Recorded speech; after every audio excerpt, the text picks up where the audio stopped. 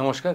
7 week news নেটওয়ার্কে আপনাদের সকলকে স্বাগত। আর এই মুহূর্তে আমি চন্দন রয়েছি আপনাদের সাথে বিশেষ নির্বাচনী বুলেটিন নিয়ে। আপনারা জানেন আমরা প্রত্যেকটা এপিসোডেই একটা ধরে ধরে কিছু হিসেব করার চেষ্টা করি, ফলাফল আগাম একটা আন্দাজ করার চেষ্টা করি। আন্দাজ অবশ্যই আন্দাজ, কারণ তার কোনো ভিত্তি হয় না। কারণ পলিটিক্যাল সায়েন্স একটা এমন বিজ্ঞান যে বিজ্ঞানটা চলমান, অর্থাৎ গতিশীল বিজ্ঞান বলা হয়। প্রতি মুহূর্তে মানুষের মন বদলে যায়, মানুষের চিন্তাভাবনা বদলে যায়, এবং এই চিন্তাভাবনা বদলের সাথে সাথে মানুষ যখন ভোট দিতে যায় তাদের যে শেষ মুহূর্ত পর্যন্ত, অর্থাৎ যে মুহূর্তে তিনি ইভিএম বোতাম টিপবেন তার আগের মুহূর্ত পর্যন্ত হয়তো তিনি ভাবছিলেন এক কথা, শেষ মুহূর্তে টেপার সময় অন্য কোনো চিন্তা তাকে গ্রাস করে বা সেই মতন তিনি তার মতামতটা প্রকাশ করে ফেলেন। পরে আফসোস করলেও কিছু করার থাকে না। তো আজকের এপিসোডটা শুরু করার আগে আমি একটা খবর নিয়ে অত্যন্ত বিচলিত। এই খবরটি হচ্ছে বোলপুরের একটি খবর, যে এক পুলিশ অফিসারকে মদ্যপ অবস্থায় রাস্তায় পড়ে থাকতে দেখা গেছে। মিডিয়া হই হই করে উঠল। দেখুন, আমাদেরও একটা সীমা থাকা উচিত, অর্থাৎ সংবাদ মাধ্যমেরও একটা সীমা থাকা উচিত, একটা সীমারেখা থাকা উচিত। একজন পুলিশ কর্মী, একজন সাধারণ মানুষ, একজন শিক্ষক, যে কোনো শ্রেণীর মানুষ হোক, আমরা যখন খবর করতে যাব তখন কিন্তু প্রথম আমাকে ভাবতে হবে যে মানুষটার একটা সোশ্যাল রেসপেক্ট রয়েছে, মানুষটার না থাক মানুষটার পরিবারটার রয়েছে। আজকে তার ছবি যেভাবে প্রকাশ্যে দেখিয়ে, অর্থাৎ কোনো রকম ব্লার না করে দেখিয়ে প্রচার করা হচ্ছে, অবশ্যই পুলিশ কর্মীটি অপরাধ করেছেন। যে তার তিনি অন ডিউটি ছিলেন কিনা আমরা তো বলতে পারবো না, কারণ অনেক সময় দেখা যায় যে পুলিশ কর্মীরা পোশাক পরা অবস্থাতেই বাড়িতে ফিরে আসেন, অর্থাৎ ছুটির পরেও পোশাক পরা খানিকক্ষণ থাকেন বাড়িতে ফেরা পর্যন্ত।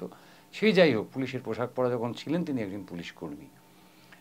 কিন্তু আমাদের এই কথাটা ভাবা উচিত ছিল আর কি, আমাদের এই খবরটা প্রকাশ করার আগে, যে তার একটা বৃহৎ পরিবার রয়েছে। সেখানে তার স্ত্রী থাকতে পারেন, তার পরিবারের ছেলেমেয়েরা থাকতে পারেন, বাবা থাকতে পারেন, মা থাকতে পারেন, অন্যান্য আত্মীয় স্বজনরা থাকতে পারেন। তিনিও অপরাধ করেছেন বলে আজকে যখন সারা ভারতবর্ষ এই ন্যাশনাল চ্যানেলগুলো তার ছবি যখন কোনো রকম রাগঢাক না করে প্রকাশ করে দিল, সেই মানুষগুলো, অর্থাৎ যারা এই মদ্যপান করে রাস্তায় পড়ে নেই, যারা ঘরে তার অপেক্ষা করছেন, সেই মানুষগুলোর তো সোশ্যাল রেসপেক্টের জায়গায় সামাজিক যে সম্মান, সেই সম্মানটা হানি হলো। সেই সম্মান হানিটাকে আমরা সংবাদ কর্মীরা করতে পারি? এটা কিন্তু আমার কাছে একটা প্রশ্ন। এবং তাবৎ সাংবাদিক কুলের কাছে, আমরা নিজেদেরকে সংবাদ শ্রমিক বলে মনে করি, আমরা অত বড় মানুষ নই, কিন্তু যারা সাংবাদিক তাদেরকে আমি প্রশ্ন করি যে ওই একটি মানুষের জন্য তার পুরো পরিবারটাকে, তার পুরো পরিবারের সামাজিক মর্যাদা যে হরণ, সেটা কি আমরা করতে পারি? আদৌ কি করা উচিত? সেটা তারা ভেবে দেখবেন এবং আপনারাও অবশ্যই ভেবে দেখবেন। আমি আজকে দুটো কেন্দ্র নিয়ে আলোচনা করব, যে দুটো কেন্দ্র এই মুহূর্তে কিন্তু শিরোনামে, এবং দুটি কেন্দ্রেই কিন্তু বামেরা গত 2019-এর নির্বাচনে একেবারে ধূলিসাৎ হয়ে গেছিল, মানে যাকে বলা হয় তৃতীয় চতুর্থ স্থানে পৌঁছে গেছিল। কিন্তু একটা জিনিস বামেরা বলবো না, যে রাজ্যের শাসক দল মানে দুটি কেন্দ্রেই একেবারে চূড়ান্ত সাফল্য অর্জন করেছিল। কিন্তু ইতিহাস বলছে এই দুটি কেন্দ্রেই কিন্তু একদা বামেদের অথবা জাতীয় কংগ্রেসের একটা একাধিপত্য ছিল। আমরা দেখেছি যে যখনই একটা ভারতবর্ষের নির্বাচনের ক্ষেত্রে, যখনই দেশ কোনো বা দেশবাসী কোনো বিপদের গন্ধ পায় বা মনে করে যে আমরা সামগ্রিকভাবে কোনো রকম বিপর্যয়ের মুখে দাঁড়িয়ে আছি, তারা কিন্তু রিভল্ট করে, অর্থাৎ তারা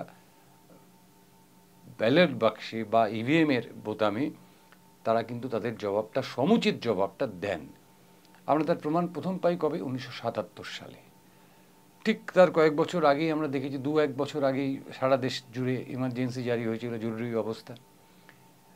আমরা যারা এখন এই মুহূর্তে কথা বলছি তাদের অনেকেরই জরুরি অবস্থার কথা মনে নেই, থাকারও কথা নয়। যাদের আছে তারা জানেন, তারা নিশ্চয়ই ব্যাপারটাকে রোমন্থন করতে পারবেন, তাদের মনে মনে তাদের সেই স্মৃতিটা তাকে উস্কে নিতে পারবেন। এবং 1977 সালের নির্বাচনে সারা দেশ জুড়ে বিরোধীরা কার্যত কোণঠাসা ছিল। বেশিরভাগ বিরোধী নেতা সারা দেশ জুড়ে জেলে বন্দী ছিলেন। এ রাজ্যেও তার ব্যতিক্রম ছিল না। কিন্তু যখন ব্যালট বাক্সগুলো খোলা হলো ৭৭ সালে, দেখলাম যে চূড়ান্ত পরাক্রমশালী সেই মুহূর্তে ইন্দিরা গান্ধী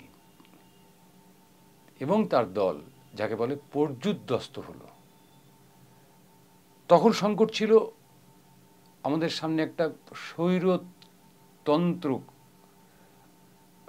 দেশের মানুষ মনে করেছিল স্বৈরতন্ত্র এই মুহূর্তে দেশের সবচাইতে বড় বিপদ। ইন্দিরা গান্ধীকে স্বৈরাচারী বলে চিহ্নিত করা হয়েছিল। সঠিক না বেঠিক সেটা কিন্তু পরবর্তী ইতিহাস ঘাটলে আবার আপনারা দেখতে পাবেন, কিন্তু সেই মুহূর্তে 1977 সালে দাঁড়িয়ে দেশের মানুষ মনে করেছিল এই কথাটা, এবং একটা নীরব বিপ্লব ঘটে গেছিল সারা দেশ জুড়ে। ইন্দিরা কংগ্রেস অর্থাৎ জাতীয়, এই প্রথম জাতীয় কংগ্রেস শব্দটা কিন্তু ব্যবহার আর হলো না। যেটাকে আমরা এখন জাতীয় কংগ্রেস বলি সেটাও কিন্তু আদৌ জাতীয় কংগ্রেস নয়, সেটাও কিন্তু ইন্দিরা কংগ্রেস। কারণ সেই মুহূর্তে জাতীয় কংগ্রেস ভেঙে অনেকগুলো কংগ্রেস দল তৈরি হয়েছিল, তার মধ্যে একটা ছিল ইন্দিরা কংগ্রেস, কংগ্রেস আই। সেই ওটাই ছিল কংগ্রেসের মূল ধারা, চরকা চিহ্ন, তার আগে ছিল গাই বাছুর চিহ্ন। সেই চিহ্ন বাদ দিয়ে হাত চিহ্নে তারা প্রতিদ্বন্দ্বিতা করলেন এবং সারা ভারতবর্ষ জুড়ে তাদের পতন হলো, এবং একই সঙ্গে পতন হলো পশ্চিমবঙ্গেও। যেমন সেটি ছিল ষষ্ঠ লোকসভা নির্বাচন। ষষ্ঠ লোকসভা নির্বাচন মানে 1977 সালে অনুষ্ঠিত হয়েছিল। সেখানে দেখা যাচ্ছে যাদবপুর কেন্দ্রে জয়লাভ করেছিলেন সোমনাথ চ্যাটার্জি, সিপিআইএম এর প্রার্থী। এবং মুর্শিদাবাদ কেন্দ্রে যদি আমরা যাই তাহলে দেখব ষষ্ঠ লোকসভা কেন্দ্রে এই লোকসভা নির্বাচনে জয়লাভ করেছিলেন জনতা পার্টির কাজিম আলী মির্জা। ভারতীয় জনতা পার্টি একেবারে নতুন দল ছিল সেই মুহূর্তে। অর্থাৎ ভারতবর্ষের মানুষ যখনই বুঝতে পেরেছে দেশ কোনো বিপদের মুখোমুখি, তখনই কিন্তু তারা রুখে দাঁড়িয়েছে নীরবে। তার প্রতিফলন আমরা দেখেছি ভোটের বাক্সে। তো এই মুহূর্তেও ভারতবাসী কিন্তু একটা বিপদের গন্ধ অনুভব করছে। সেটা কি বিপদ? সেটা হচ্ছে সংবিধানের বিপদ। সংবিধানের বিপদ মানে সংবিধানের বিপদের প্রথম যেটা আসছে সেটা হচ্ছে যেটাকে আমরা বলছি নাগরিকত্ব সংশোধনী বিল। নাগরিকত্ব সংশোধনী বিলের পক্ষে ছিলেন দেশের সমস্ত রাজনৈতিক দল। অর্থাৎ আমাদের দেশে, ভারতবর্ষে কোনো নাগরিকের কাছে নাগরিক পরিচয়পত্র বলে কোনো কিছু ছিল না। সে একেবারে ধরুন 47 সালের পর থেকে 1952 সালের পর থেকে আজকে পর্যন্ত আমাদের কারো কাছে কোনো নাগরিকত্বের পরিচয়পত্র নেই। সুতরাং সমস্ত দল একটা জায়গায় একমত হয়েছিল যে সংবিধান সংশোধন করে, নাগরিকত্ব আইন সেটাকে সংশোধন করে দেশের মানুষদের নাগরিকত্ব দেওয়ার একটা প্রক্রিয়া চালু হোক। এটা সর্বসম্মত সিদ্ধান্ত ছিল। কিন্তু সেই বিলটা যে এরকম বিদঘুটে আকার ধারণ করবে সেটা তখনও কেউ ভাবেননি। অর্থাৎ যখন আমরা দেখতে পেলাম যে 1919 সালে নতুন করে নাগরিকত্ব সংশোধনী যে বিল, সেই বিলটা পাশ হলো, সেখানে একটি শব্দ উড়ে গেল, অর্থাৎ ধর্মনিরপেক্ষতা আঘাত পেল। কীরকমভাবে আঘাত পেল? আঘাত পেল এইভাবে যে সমস্ত ধর্মকে সেখানে গ্রহণযোগ্য বলা হলেও মুসলিম শব্দটি বাদ চলে গেল, যেটা আমাদের সংবিধানের কাছে অত্যন্ত গুরুত্বপূর্ণ এবং অত্যন্ত বিপজ্জনক। কারণ ভারতের সংবিধান কখনো ধর্মের ভিত্তিতে, জাতের ভিত্তিতে, বর্ণের ভিত্তিতে, ভাষার ভিত্তিতে কাউকে নাগরিকত্ব দিতে পারে না বা হরণও করতে পারে না। যে কোনো ধর্মের মানুষ, যে কোনো ভাষার মানুষ, যে কোনো বর্ণের মানুষ ভারতবর্ষের নাগরিক হতে পারেন। এখন মুশকিলটা হলো আরও এইখানে যে কারা বিপদে পড়তে পারেন এই সংশোধিত আইনে নাগরিকত্বের। শুধুমাত্র গরিব মানুষেরা। আমি দায়িত্ব নিয়ে বলছি, শুধুমাত্র গরিব মানুষেরা। কারণ আমাদের বাবা ঠাকুরদা বা তার বাবা যদি আমরা হিসেবে আনি, তাহলে গরিব মানুষ, যে সমস্ত গরিব মানুষ ছিলেন, যারা অর্থের অভাবে পড়াশুনো করতে পারেননি, স্কুলের সার্টিফিকেট তাদের কাছে নেই, স্কুল বা কলেজের সার্টিফিকেট তাদের কাছে নেই, তারা অর্থের অভাবে কোনো এক টুকরো জমি এদেশে কিনতে পারেননি, তাদের কাছে যে সময়কাল বলা হচ্ছে সেই সময়কালের কোনো রকম ডকুমেন্ট হাজির করা কার্যত অসম্ভব হয়ে দাঁড়াবে। যেমন ধরুন আমার পরিবারের কথা যদি বলি, বা আমার উল্টো দিকে শ্যামলবাবু ক্যামেরায় আছেন, আমাদের কথা যদি বলি, তুলনামূলকভাবে আমরা একটু স্বাবলম্বী ছিলাম। আমার বাবা পড়াশুনো করেছিলেন, আমার ঠাকুরদা কতটা পড়াশোনা করেছিলেন আমি জানি না, কিন্তু আমার বাবার পড়াশোনার একাডেমিক সার্টিফিকেট আমার বাড়িতে আছে। আমার বাবা চাকরি করতেন, তার কাগজপত্র আমাদের বাড়িতে আছে। কিন্তু যে প্রান্তিক মানুষটির বাবা বা ঠাকুরদা পড়াশুনো করতে পারেননি, তার কাছে কোনো একাডেমিক সার্টিফিকেট নেই,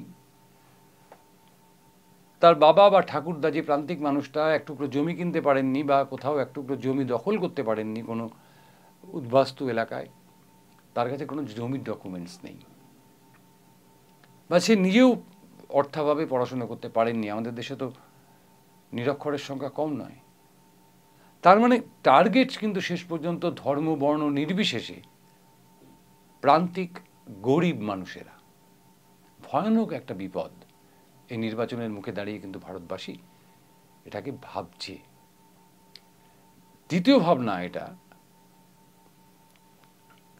সেটা হলো কর্মসংস্থান। সারা পৃথিবী জুড়ে কর্মসংস্থানের একটা অভাব চলছে। তার বাইরে ভারতবর্ষ থাকতে পারে না, সারা পৃথিবীর বাইরে তো ভারতবর্ষ নয়। কিন্তু ভারতবর্ষের ক্ষেত্রে সমস্যাটা আরও একটু গভীর এই কারণে যে ভারতবর্ষের যারা বর্তমান চালিকা শক্তি, সেই চালিকা শক্তি মনে করছেন যে সরকারি ক্ষেত্রগুলোতে তাদের নতুন করে বিনিয়োগের আর কোনো প্রয়োজন নেই। সে কারণে খাদ্য বন্টন থেকে শুরু করে সমস্ত কিছু,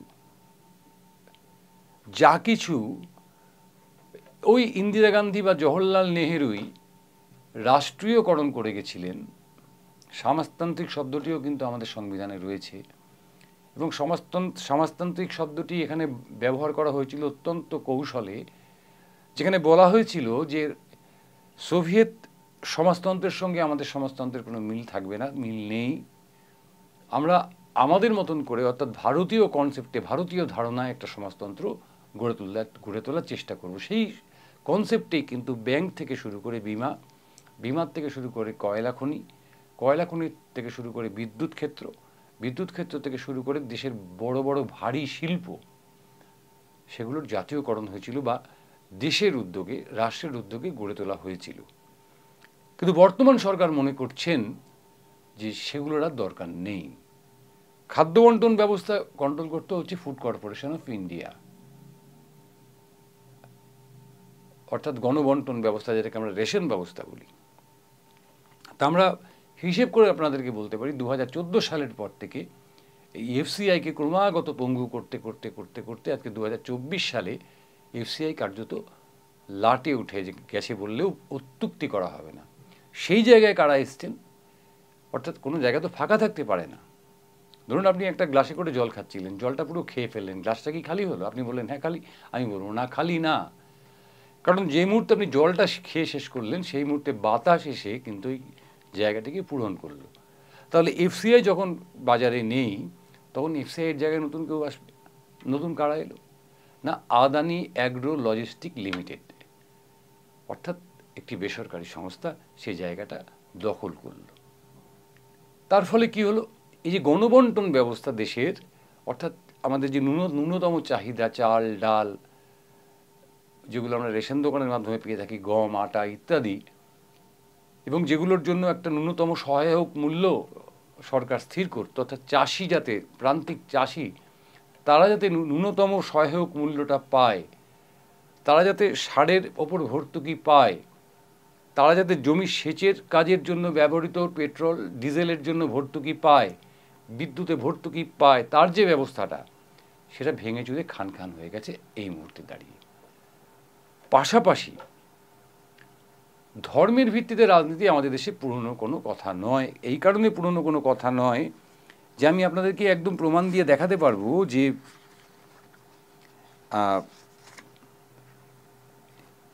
মুসলিম লীগ পঞ্চম লোকসভা নির্বাচনে, অর্থাৎ 1971 সালে যে নির্বাচন হয়েছিল, সেই মুসলিম লীগ কিন্তু এই মুর্শিদাবাদ লোকসভা আসনটি দখল করেছিল। মুসলিম লীগ নামটার মধ্যেই একটা ধর্মের গন্ধ রয়েছে। ধর্মের ভিত্তিতে রাজনীতি আমাদের দেশে নতুন কোনো ঘটনা নয়। কম বেশি সমস্ত রাজনৈতিক দলই সাম্প্রদায়িকতাকে প্রশ্রয় না দিলেও সম্প্রদায়কে প্রশ্রয় দেয়। অর্থাৎ আমরা হিন্দু, মুসলিম, খ্রিস্টান, ইসাই, জৈন, পারসিক, শিখ পাশাপাশি আছি, কিন্তু যদি দেখা যায় যে শিখ অধ্যুষিত এলাকা, যেখানে শিখ ভোটার বেশি, সেখানে কিন্তু আপনারা নির্বাচনে খেয়াল করে দেখবেন শিখ প্রার্থী হয়। অর্থাৎ সাম্প্রদায়িকতাকে আমরা প্রাধান্য দিচ্ছি না, কিন্তু সম্প্রদায়কে আমরা প্রাধান্য দিয়ে এসেছি চিরটাকালই। যে মুর্শিদাবাদ আসনটির কথা আমি কেন উল্লেখ করলাম, যে আমরা মুর্শিদাবাদ আসনটিকে নিয়ে এই মুহূর্তে আলোচনা আমরা করব, সেখানে কিন্তু আমি দেখতে পেলাম যে 71 সালের যে নির্বাচন হয়েছিল, অর্থাৎ পঞ্চম লোকসভা নির্বাচন, সেখানে কিন্তু মুসলিম লীগ প্রার্থী হিসেবে জয়লাভ করেছিলেন আবু তালাব চৌধুরী। কিন্তু এই মুহূর্তে দাঁড়িয়ে যে সামগ্রিকভাবে একটা ধর্মীয় উন্মাদনার সৃষ্টি করার চেষ্টা হচ্ছে সারা দেশ জুড়ে, প্রতিটি মানুষের মধ্যে, প্রতিটি ভোটারের মধ্যে, কারণ মানুষ হিসাবে তো আমাদের কেউ গণ্য করে না, আমাদেরকে ভোটার হিসেবে গণ্য হয়। অর্থাৎ প্রথমে বললাম যে নাগরিকত্ব আইন, সংশোধিত নাগরিকত্ব আইন, সেই আইন মোতাবেক এখনো পর্যন্ত আমরা কেউ নাগরিকত্বের প্রমাণ হিসেবে কিচ্ছু পাইনি। ভোটার কার্ডের তলায় লেখা রয়েছে এটি শুধুমাত্র ভোটদানের ক্ষেত্রেই প্রযোজ্য, গ্রহণযোগ্য, অন্যথায় এটিকে পরিচয়পত্র হিসেবে গ্রহণ করা হবে না। আধার কার্ড, এটাকে বলা হয়েছে যে সরকারি ক্ষেত্র ছাড়া অন্য কোনো ক্ষেত্রে এটাকে পরিচয়পত্র বলে নাও মানা যেতে পারে। সুতরাং আমাদের কাছে নাগরিক হিসেবে আমি ভারতের একজন নাগরিক, এটা বুক ফুলিয়ে বলার মতন কোনো ডকুমেন্টস এই মুহূর্তে অন্ততপক্ষে ভারত সরকারের নির্দেশ মতন আমাদের কাছে নেই। সুতরাং এই গরিব মানুষেরা সাংঘাতিকভাবে বিপদের মুখে। কর্মসংস্থানে একেবারে শূন্যতে দাঁড়িয়ে গেছে, যেহেতু এই সমস্ত ক্ষেত্রগুলোতে, রাষ্ট্রীয় ক্ষেত্রগুলোতে বেসরকারীকরণের একটা চূড়ান্ত চেষ্টা চলছে, এবং যেটা সাফল্য লাভ করেছে। এবং যদি এই দেখা যায় 2024-এর নির্বাচনেও চলতি শাসক দল ক্ষমতায় আসেন, তাহলে এটা একদম গ্যারেন্টেড হয়ে যাবে যে আমাদের ব্যাংক, বিমা সহ যে ক্ষেত্রগুলো বললাম সেগুলো বেসরকারি খাতে চলে যাবে। অর্থাৎ কর্মসংস্থানের ক্ষেত্রেও একটা সামগ্রিকভাবে বিপর্যয় কিন্তু আমাদের সামনে উকি দিচ্ছে, যেটা এই মুহূর্তে ইন্টারন্যাশনাল লেবার অর্গানাইজেশন বা ILO তাদের রিপোর্টে কিন্তু উদ্বেগ প্রকাশ করেছেন ভারতের বেকারিত্বের হার নিয়ে, এবং বিশেষ করে ভারতের যুবকদের, তরুণদের যে বেকারিত্বের হার, সেই বেকারিত্বের হার নিয়ে তারা উদ্বেগ প্রকাশ করেছেন। সুতরাং এই যে প্রেক্ষিতে দাঁড়িয়ে যখন নির্বাচন হয়, তখন যদি দেখা যায় যে সমস্ত হিসেব ওলটপালট হয়ে গেছে, সমস্ত অঙ্ক ওলটপালট হয়ে গেছে, তাহলে কিন্তু নতুন করে ভাববার কিছু থাকবে না, কারণ তার ইতিহাস আমাদের কাছে রয়েছে। এবার মুর্শিদাবাদ আসনটি নিয়ে যদি আমরা আলোচনা করি, আমরা দেখব যে মুর্শিদাবাদ আসনটি কিন্তু CPIM-এর থেকে 2019 সালে ছিনিয়ে নিয়েছিল তৃণমূল কংগ্রেস, এবং CPIM সেখানে তৃতীয় স্থানে চলে গেছিল, চতুর্থ স্থানে চলে গেছিল, তৃতীয় নয় চতুর্থ স্থানে চলে গেছিল। মাথায় রাখতে হবে 19 সালে কিন্তু কোনো জোট হয়নি এ রাজ্যে, অর্থাৎ আসন সমঝোতা হয়েছিল না CPIM এবং জাতীয় কংগ্রেসের, যার ফলে মানে ওখানে এই মুহূর্তে মোট ভোটার রয়েছেন 1,05,12,098 জন মুর্শিদাবাদের মোট ভোটার। এবার আমরা যদি তার হিসেবটা দেখি যে 2019 সালে এখানকার ফলাফল কী হয়েছিল, সর্বভারতীয় তৃণমূল কংগ্রেস প্রার্থী হিসাবে এখানে আবু তাহের খান পেয়েছিলেন 6,04,346 ভোট। শতাংশের হিসেবে সেটা ছিল 41.57%। তিনি অতিরিক্ত পেয়েছিলেন, অর্থাৎ তার ভোটে যোগ হয়েছিল 19.56% ভোট। এটা কিন্তু উল্লেখযোগ্য যে উনি 19.56% ভোট অতিরিক্ত পেয়েছিলেন। এখানে জাতীয় কংগ্রেসের প্রার্থী ছিলেন আবু হেনা। আবু হেনা দ্বিতীয় স্থানে ছিলেন। তিনি পেয়েছিলেন 3,77,929টি ভোট। শতাংশের হিসেবে 26%। এবং উল্লেখযোগ্যভাবে জাতীয় কংগ্রেসের ভোট এই মুর্শিদাবাদ অঞ্চলে কমে গেছিল 5.72%। তৃতীয় স্থানে ছিলেন বিজেপির হুমায়ুন কবির। এই হুমায়ুন কবির অত্যন্ত আলোচিত একটি নাম, আপনারা জানেন। এই মুহূর্তে আবার তিনি তৃণমূল কংগ্রেসে রয়েছেন।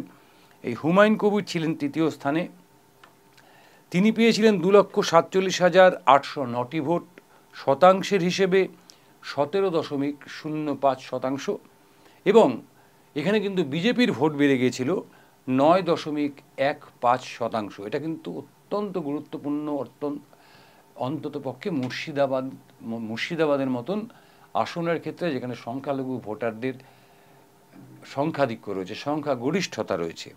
এবং সিপিআইএম প্রার্থী, অর্থাৎ যার হাত থেকে তৃণমূল কংগ্রেস এই আসনটি কেড়ে নিয়েছিল, সেই বদরুজ্জামান খান, তিনি পেয়েছিলেন মাত্র 1,80,793টি ভোট। শতাংশের হিসেবে 12.44%। এবং সাংঘাতিকভাবে সিপিএমের এখানে রক্তক্ষরণ হয়েছিল, ভোট কমে গেছিল। 21.33% ভোট কিন্তু এখানে সিপিআইএমের কমে গেছিল। এবারের নির্বাচনে এখানে বিশেষত্বটা কি? এখানে নির্বাচনের সবচেয়ে বড় যেটা বিশেষত্ব, সেটা হলো এখানকার প্রার্থী কে হয়েছেন সেটা আমাকে আগে দেখতে হবে। এখানের প্রার্থী হয়েছেন সিপিআইএমের রাজ্য সম্পাদক, সিপিআইএম পার্টির পলিট ব্যুরোর সদস্য মোহাম্মদ সেলিম। এবার মোহাম্মদ সেলিমের সংসদীয় যে জীবন, সেই জীবনটাকে যদি আমরা একটু দেখি, তাহলে দেখব যে উনি এন্টালি বিধানসভার থেকে, আপনারা জানেন যে কলকাতা, মধ্য কলকাতায় এই অঞ্চলটি কিন্তু চিরটাকালই কংগ্রেস মনস্ক মানুষের ভোটারদের সংখ্যাধিক্য বা সংখ্যাগরিষ্ঠতা রয়েছে। সেই মধ্য কলকাতার এন্টালি বিধানসভা থেকে 2001 সালে তিনি জয়লাভ করেছিলেন বিধানসভার সদস্য হিসেবে। তারপরে 2004 সালে কলকাতা উত্তর পূর্ব কেন্দ্র, তখনও কলকাতা দক্ষিণ এবং কলকাতা উত্তর এই দুটো কেন্দ্রে ভাগ হয়নি, তখন ছিল কলকাতা উত্তর পূর্ব, সেখানে তিনি জায়েন্ট কিলার হয়ে গেছিলেন, অর্থাৎ অজিত পাঁজাকে হারিয়ে দিয়েছিলেন 2004 সালে। এরপরে 2014 সালে তিনি রায়গঞ্জ লোকসভা আসন থেকে জয়লাভ করেছিলেন এবং 2019 সালে এই রায়গঞ্জ আসন থেকেই তিনি পরাস্ত হয়েছিলেন। এবার তিনি প্রার্থী হয়েছেন মুর্শিদাবাদ আসনে। এবং যেটা সবচেয়ে লক্ষণীয়, সবার অলক্ষ্যে, অর্থাৎ কোনো আলোচনার টেবিলে আলোচনা হয়নি, কোনো কনফারেন্স রুমে কোনো কনফারেন্স হয়নি, কোনো পার্টি অফিসে গিয়ে কোনো আলোচনা হয়নি, অথচ অধীর চৌধুরী, অর্থাৎ জাতীয় কংগ্রেসের রাজ্য সভাপতি এবং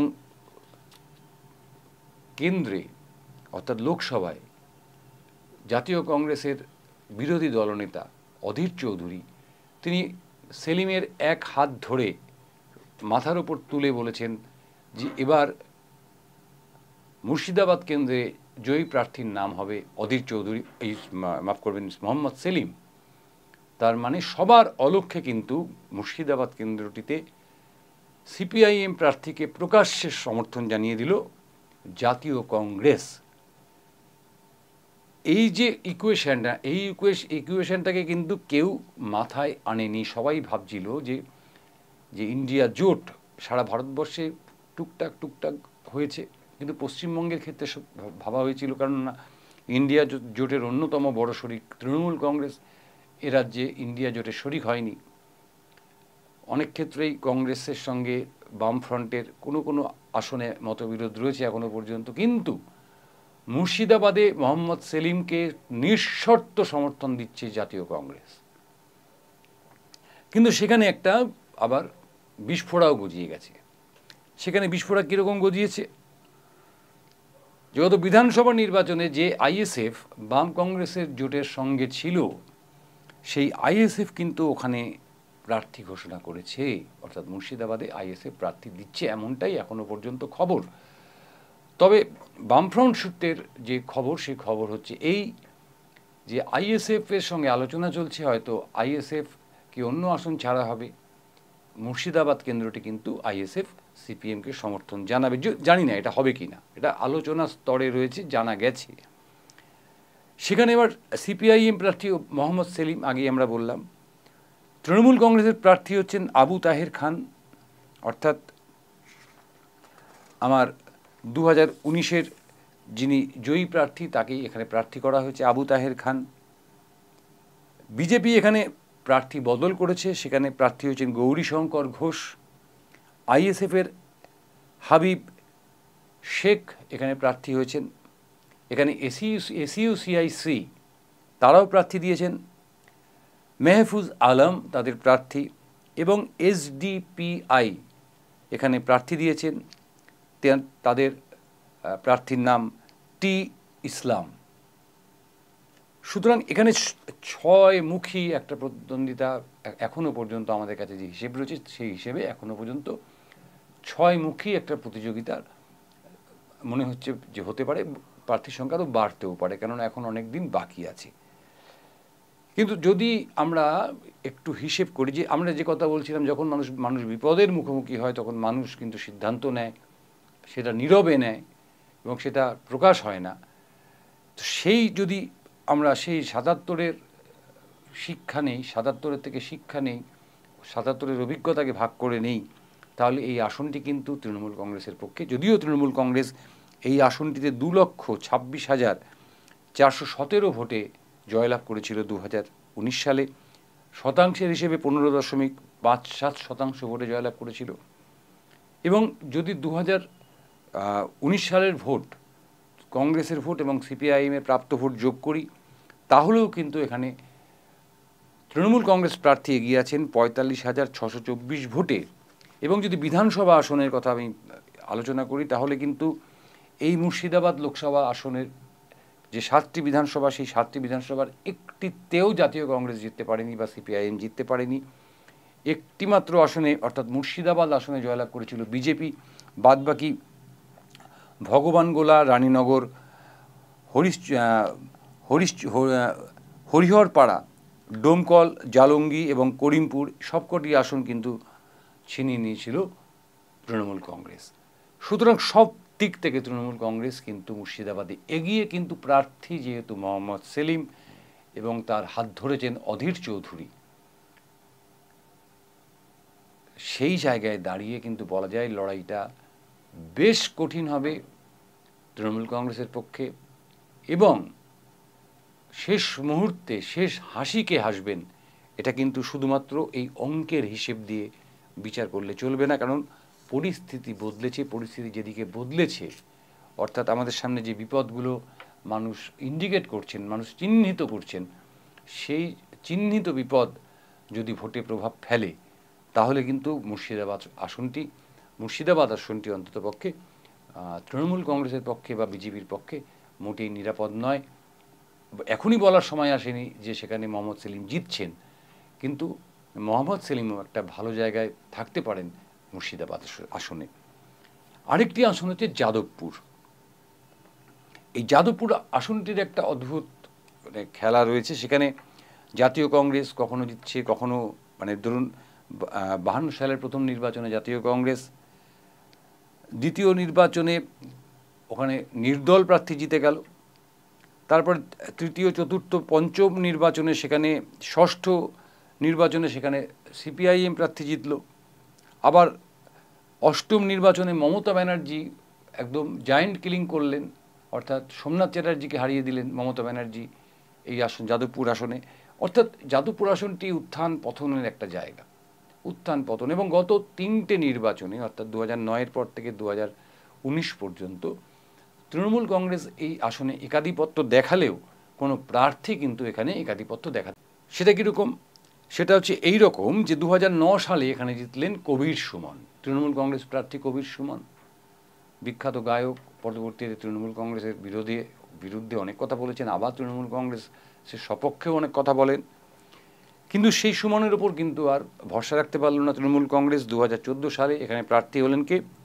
সুগত বসু, নেতাজি সুভাষচন্দ্র বসুর পরমাত্মীয় সুগত বসু, সৌগত বসু, মাফ করবেন, সৌগত বসু। এবার তার উপরেও ভরসা রাখতে পারলো না 2019 সালে এসে অভিনেত্রী মিমি চক্রবর্তী। এবং মিমি চক্রবর্তী যে কাণ্ডটি ঘটালেন সেটা কিন্তু ইতিহাসে লিখে রাখার মতন। তিনি বিকাশ রঞ্জন ভট্টাচার্যের মতন সিপিএমের দুদে প্রার্থীকে তৃতীয় স্থানে ছুঁড়ে ফেলে দিলেন। কি রেজাল্ট হয়েছিল 19 সালে?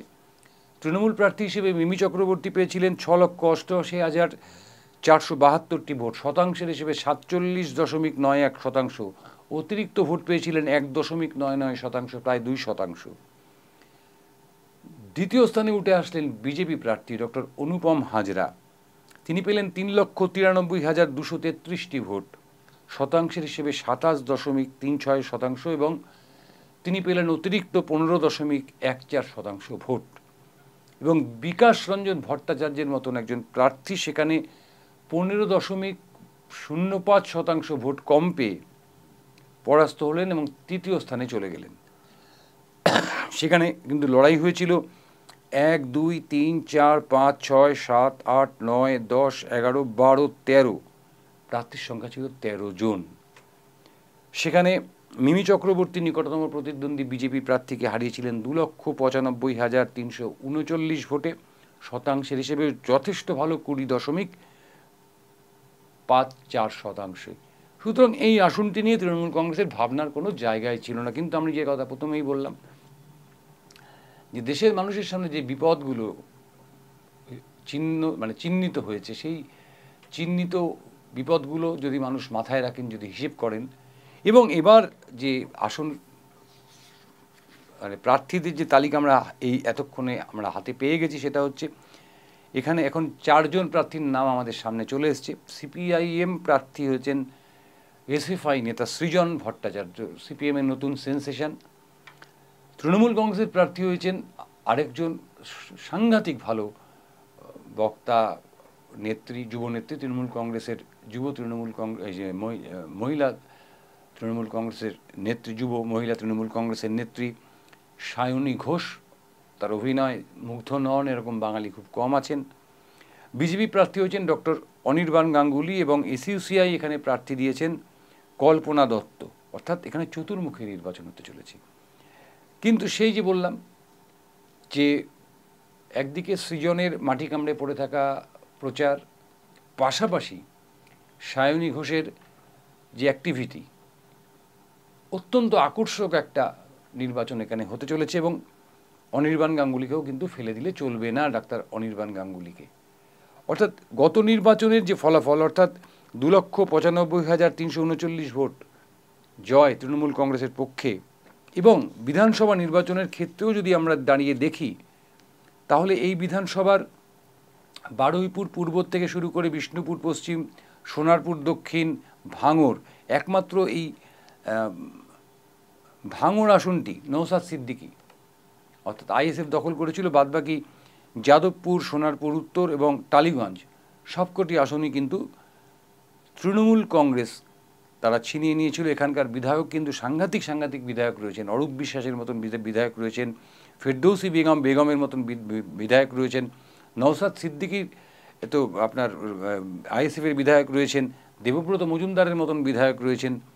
সুতরাং বিমান ব্যানার্জির মতন, অর্থাৎ আমার বিধানসভার অধ্যক্ষের মতন বিধায়ক রয়েছেন। অর্থাৎ তৃণমূল কংগ্রেসের ঘাঁটি যাকে বলা হয় যাদবপুর এই মুহূর্তে ভোটের হিসেবে, সেটা বললেও দেশ যে বিপদের সম্মুখীন, দেশ বা ভোটাররা যে বিপদের সম্মুখীন এই মুহূর্তে, সেখানে তৃণমূল কংগ্রেসের যে নতুন স্লোগান, জনতার গর্জন, বিরোধীদের হবে বিসর্জন, এই স্লোগানটা কিন্তু এখনও খুব একটা জনপ্রিয় হয়ে ওঠেনি। বাংলার মেয়েকে চায়, এই স্লোগানটা প্রত্যেকটা বাচ্চার মুখস্থ হয়ে গেছিল। 2021-এর নির্বাচনের আগে। অর্থাৎ বাংলা তার মেয়েকে চায়, এই স্লোগানটা যতটা জনপ্রিয় হয়েছিল, কিন্তু জনতার গর্জন, বিরোধীদের বিসর্জন, এই স্লোগানটা কিন্তু এখনো পর্যন্ত সেভাবে সফল হয়নি, ভাবতে হবে আপনাদের বন্ধুরা। অর্থাৎ এই যে দুটো আসন, এই দুটো আসনে কোনো প্রার্থী সেফ জায়গায় নেই, কোনো প্রার্থী সেফ জায়গায় নেই। কারণ দেশের সাম্প্রতিক পরিস্থিতি, এটা তো পৌরসভার ভোট নয়। এই ভোটে যদি তৃণমূল কংগ্রেস হেরেও যায়, তাহলেও আগামী 2 বছর এ রাজ্যে তৃণমূল কংগ্রেসের শাসন থাকবে। এই ভোটে যদি তৃণমূল কংগ্রেস হেরেও যায়, তাহলেও আগামী 3 বছর এ রাজ্যের সমস্ত পৌরসভা পঞ্চায়েতগুলো তৃণমূল কংগ্রেসের দখলে থাকবে। সুতরাং ভোটটা যখন কেন্দ্রীয় সরকারের, ভোটটা যখন নাগরিকত্ব বিলের ইস্যুতে, ভোটটা যখন দেশের রাষ্ট্রীয় সম্পদ রাষ্ট্রের হাতে থাকবে না কেন সেই প্রশ্নের, ভোটটা যখন সামগ্রিকভাবে দেশের স্বার্থ কীভাবে রক্ষা করা যায় সেই প্রশ্নের, ভোটটা যখন কর্মসংস্থানের প্রশ্নের, ভোটটা যখন গণবন্টন ব্যবস্থা অর্থাৎ খাদ্যের প্রশ্নের, তখন কিন্তু সেই নিরিখে দাঁড়িয়ে বলা যায় যে এই আসন দুটিতে যে কেউ জয়ী হতে পারে। জয়ী হতে পারেন মোহাম্মদ সেলিম, জয়ী হতে পারেন সৃজন ভট্টাচার্য, জয়ী হতে পারেন সায়নী, বা তৃণমূল কংগ্রেসের আমার মুর্শিদাবাদের প্রার্থী যে কোনো মুহূর্তে জয়ী হতে পারেন আবু তাহের খান। সুতরাং আমাদের চোখ রাখতেই হবে যাদবপুর এবং মুর্শিদাবাদের দিকে, যেখানে একদিকে লড়াই করছেন সিপিআইএমের পলিট ব্যুরোর সদস্য। খুব ব্যতিক্রমী ব্যাপার, সাধারণভাবে সিপিএমের পলিট ব্যুরোর সদস্যরা ভোটে লড়েন না। রাজ্যসভা নির্বাচনে তারা জয়ী হয়ে হয়তো পার্লামেন্টে যান, কিন্তু সরাসরি, যেটা সেলিম সাহেব বলছিলেন, যে এখন আর নন প্লেয়িং ক্যাপ্টেন বলে কিছু হয় না, এখন মাঠে নেমে ক্যাপ্টেনগিরি করতে হয়। তিনি তাই করেছেন, মাঠে নেমে ক্যাপ্টেনশিপ করছেন সিপিআইএম দলের। দেখা যাক তিনি কি ফলাফল করেন। পাশাপাশি যাদবপুরের দিকে সবার নজর থাকবে, কারণ এই মুহূর্তে বাংলায় যে নতুন প্রজন্মের একটা আমদানি হয়েছে সিপিআইএমে, অর্থাৎ সাদা চুল ছেড়ে কালো চুল, একেবারে ঝকঝকে কালো চুল, সেই কালো চুলের যিনি একজন প্রথম সারির মুখ, সে সৃজন ভট্টাচার্য, এবং তৃণমূল কংগ্রেসের একজন প্রথম সারির নতুন মুখ সায়নী ঘোষ, তাদের লড়াই কতটা জমজমাট হয় আমাদের সেই দিকে নজর থাকবে। সবাই খুব ভালো থাকবেন। আর আমাদের খবর, আমাদের এই উপস্থাপনাগুলো যদি আপনাদের ভালো লাগে, অবশ্যই আমাদের চ্যানেলটিকে সাবস্ক্রাইব করবেন এবং বেল আইকনটি চিপতে ভুলবেন না। কারণ মনে রাখবেন যে ভারতবর্ষের একমাত্র বিজ্ঞাপনহীন চ্যানেল কিন্তু এই 7 অ্যাওয়েক নিউজ নেটওয়ার্ক বেঁচে আছে শুধুমাত্র আপনাদের শুভেচ্ছা, আশীর্বাদ আর ভালোবাসায়। আবারও বলি, সবাই খুব ভালো থাকবেন। জয় হিন্দ।